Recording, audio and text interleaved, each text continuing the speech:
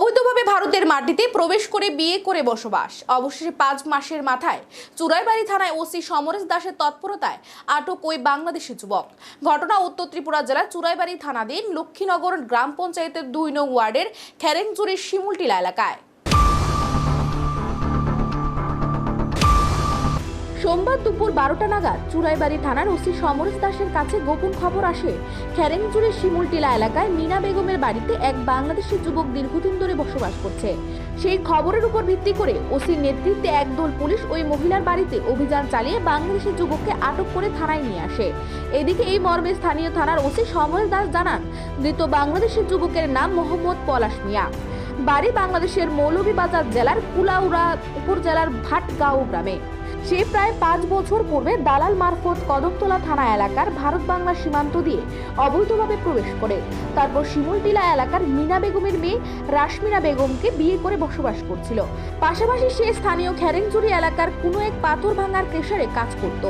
OC আরও জানান, স্থানীয় থানায় ধৃতের বিরুদ্ধে মামলা রুজু করে তদন্ত শুরু হয়েছে। মঙ্গলবার ধৃতকে ধর্মনগর জেলা ও দায়রা আদালতে সোপর্দ করা হবে, যাতে ওই বাংলাদেশি যুবককে আশ্রয় দেবার অপরাধে মিনা বেগমের বিরুদ্ধেও মামলা নিয়ে তদন্ত শুরু করেছে পুলিশ। ওসি আরও জানান, কিছুদিন পূর্বেও উত্তর ফুলবাড়ি থেকে এক অবৈধ অনুপ্রবেশকারী বাংলাদেশি মহিলাকে আটক করা হয়েছিল।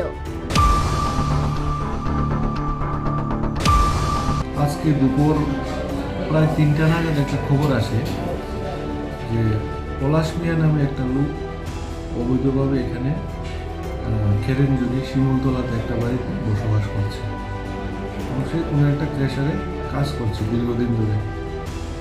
এই খবরটা পাওয়ার পরে আমরা অফিসার আর স্টাফ চুরাইবাড়ি থানা খোঁজ করে ওই বাড়িতে যায়। একটা বাড়িতে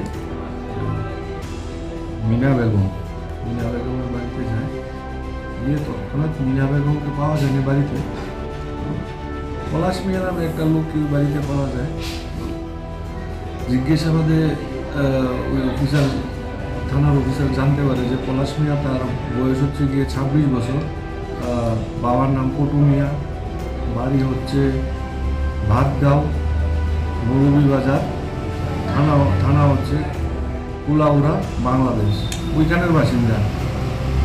সে জিজ্ঞাসাবাদে সে আরও বলে যে প্রায় 5 মাস আগে সে ইন্ডিয়ান টেরিটরিতে অবৈধভাবে প্রবেশ করছে। তো থানার অফিসার যখন ওর কাছে পাসপোর্ট চাই, তো পাসপোর্ট কিছু দেখাতে পারেনি।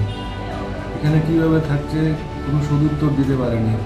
তো আমরা পাসপোর্ট একটে ওকে অ্যারেস্ট করি এবং তার বিরুদ্ধে একটা মামলা রেজিস্টার করি।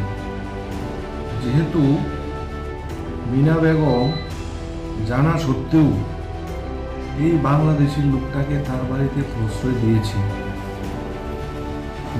মিনা বেগমের এগেনস্টেও কেস রেজিস্টার করে।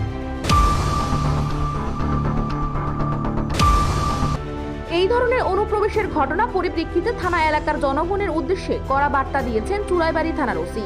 তিনি বলেন, সাধারণ জনগণ যেন অবৈধ অনুপ্রবেশকারীদের কোনোভাবে আশ্রয় না দেয়, কেননা অবৈধ অনুপ্রবেশকারীদের জন্য সাধারণ মানুষকে আইনি বেড়াজালে পড়তে হবে। চুরাইবাড়ির প্রতিনিধি রিপোর্ট, এশিয়ান টাইমস।